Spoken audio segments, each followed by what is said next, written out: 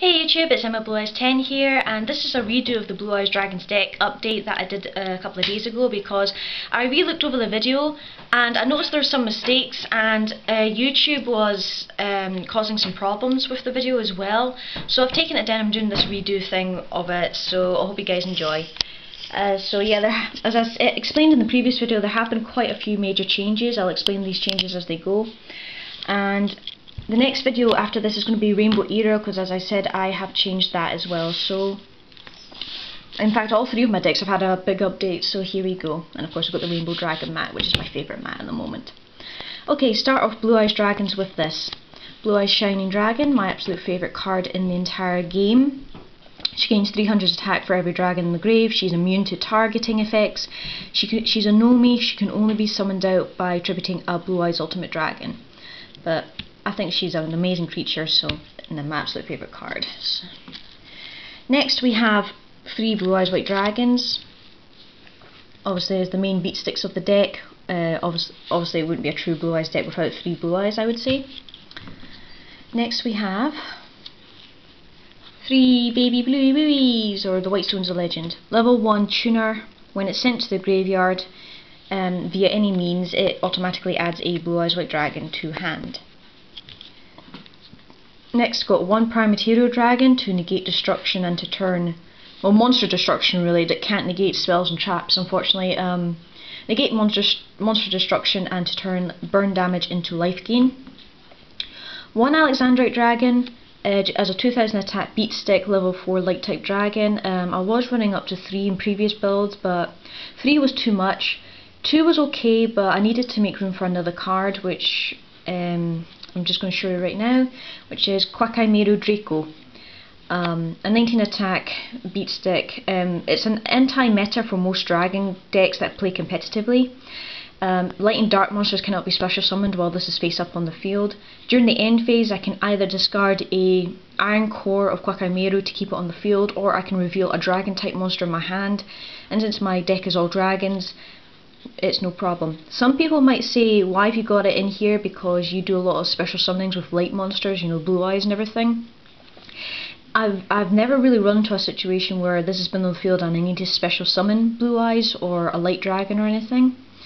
It's very rare that happens. I mean, normally it's gone by the time that sort of thing happens. But it's a really good anti-meta card against most decks nowadays, since most decks tend to run at least a couple of light and a couple of dark monsters. Next is Vanguard of the Dragon. Discard a dragon type monster, it gains 300 attack.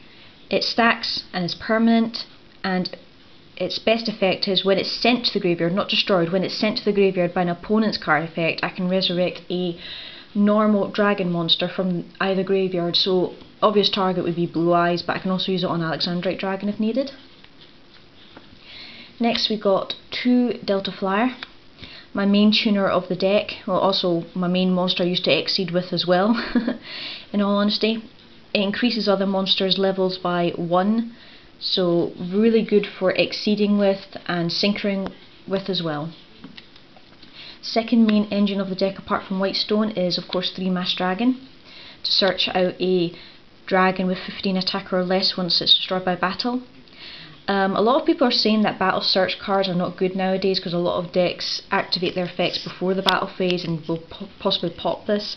In some cases that's true, I can agree with that, but at the same time, if the opponent knows it's a battle search card, I think they'd be more interested in what comes after, because the cards after a search engine tend to be more deadly.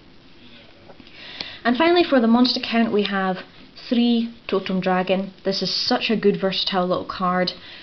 It can resurrect itself from the graveyard if everything in there is dragon and I've got no monsters on the field. It counts as 2 tributes for the summon of a dragon monster. The reason I think this is much more versatile is when I resurrect it, you have no idea what I'm going to do with it. I could either tribute it for a dragon, such as Blue Eyes or Primaterial. I can exceed with it, or I can synchro with it, or I can do other combos with it. I mean, you never know that. That's why I think this is such a good card. And I mean, some competitive builds of Hopeless, Disaster and Chaos do run a few copies of these, but you know, I don't see why dragon decks should use this a lot more. Onto the magic cards now.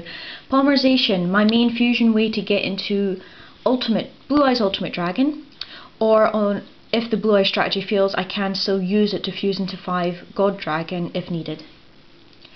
Future Fusion, the main target is normally 5-headed dragon, but on the rare occasion I can target Blue Eyes Ultimate if I don't have any Blue Eyes in hand. Mainly, when I play Future Fusion, the way I play it can give you a clue as to how many Blue Eyes I might have in hand. If I send all 3 white stone to the grave, obviously I've got none in hand. If I send X amount of white stone, then I've obviously got X amount of Blue Eyes in my hand.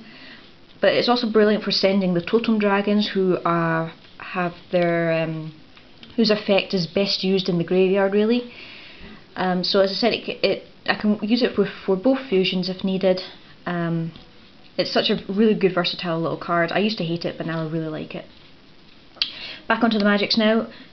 2 Pot of Duality. I was considering maybe running 3, but I didn't want to be locked down against special summon in case I drew something really good.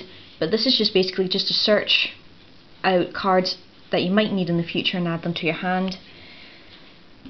Staples now, we got Dark Hole to blow up monsters on the field, Staple Monster Reborn to resurrect cards from either graveyard, really. 1 Book of Moon to protect myself or to protect monsters. 1 Gold Sarcophagus to search out anything I need in the deck. And here is one of the big changes. 3 Mystical Space Typhoon. I was running 2 Mystical Space Typhoon and Heavy Storm, but I wanted something with a bit more chainability, because Heavy Storm is brilliant, but there's a lot of cards nowadays that can easily negate Mass Destruction, and MST is so much more chainable than Heavy Storm, really. So yeah, so I decided I'm going to go up to 3 of these now. I wanted to run 3 of these and a Heavy Storm, but I couldn't find room, so I had to make a really tough decision there, but oh well. Onto trap cards now. Staple Mirror Force to destroy things in the battle phase, my favourite trap card in the game. Solemn Judgment, the ultimate counter card.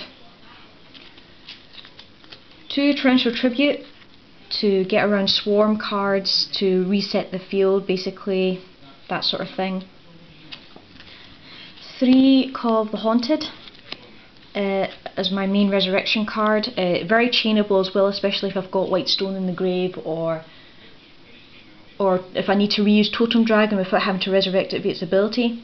That's the other thing about Totem Dragon I forgot to mention. If it's resurrected from the graveyard via its effect, it is unfortunately banished, but Call of the Haunted, I can resurrect it as many times as needed. I can resurrect Blue Eyes, or I can chain and resurrect something I might need from the graveyard, such as a Kwakai Meru if I want to stop a summon of a special summon of a light and dark monster.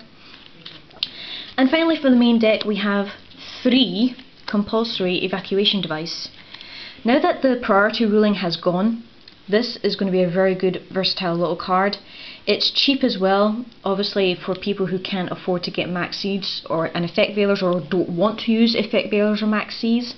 This is a very good alternative, I would say, and there's probably going to be a lot more of this playing in decks nowadays, really, and it's very, very chainable as well.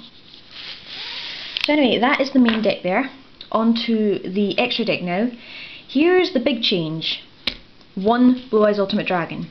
Yeah, I've gone down to 1. Risque, because if this gets bottomless or anything, then obviously my strategy completely goes down the drain, but to be absolutely honest with you guys, I was only ever getting out 1 anyway. I never ever got out 2 Ultimate Dragon, so I made a really tough decision and I've gone down to 1. But the thing is, most of the time when I do summon Ultimate Dragon, it's either in the first turn or 2, because I get a really good hand that way, or it's towards the end of a duel, where the opponent has already used up their Solemn Warnings, Bottomless, Deprisons and stuff like that, and I've got plenty of Negate Destruction and stuff now, so it's rare for Ultimate Dragon to get negated nowadays if I play her towards the end of the duel, but I still have to be quite wary. Then we've got 1 5-headed dragon. Obviously, as I said, I can fuse if the Blue Eye strategy fails and is the main target for Future Fusion. We've got 1 Iron Chain Dragon as a 25 level 6 beat stick. 1 Orient Dragon to banish any annoying synchro monsters that are still used in the game. 1 Ancient Fairy Dragon to get around field spells, and also to special summon level 4 lower monsters from the hand if needed. 1 Black Rose Dragon to reset the field. 1 Stardust Dragon to negate destruction. 1 Light End Dragon, my favourite synchro dragon in the game, just for reducing attack values and doing a bit of damage. 1 Trident Dragion, just to get multiple attacks. 3 Leviathan Dragon, number 17 Leviathan Dragon. This is the Exceed I can mostly get into, so I thought I'd put it to the maximum because it becomes a 3000 attack beat stick when its materials are used up. But sad thing is I can't attack directly with it, but that's understandable. And finally, 1 Thunder End Dragon. Needs 2 level 8 normal monsters, so if I really need to, I can overlay 2 Blue Eyes into this. It's basically a dragon with a Dark Hole ability built into it when you detach an XYZ material. So quite a nasty little card, but very, very good. Tricky to get into, but I can do it. And the last Exceed I really want to get is, of course, Queen Dragoon. She will be coming out in the new Galactic Overlord booster. I really do want to get her. She's a rank 4 Exceed. She's the last Exceed I want to get for the deck at the moment until they make another Dragon Exceed that I can use. But anyway guys, that is it for the Blue Eyes deck. I really do hope you enjoyed that. And from me and the Blue Eyes Shining Dragon, we are signing out. Bye!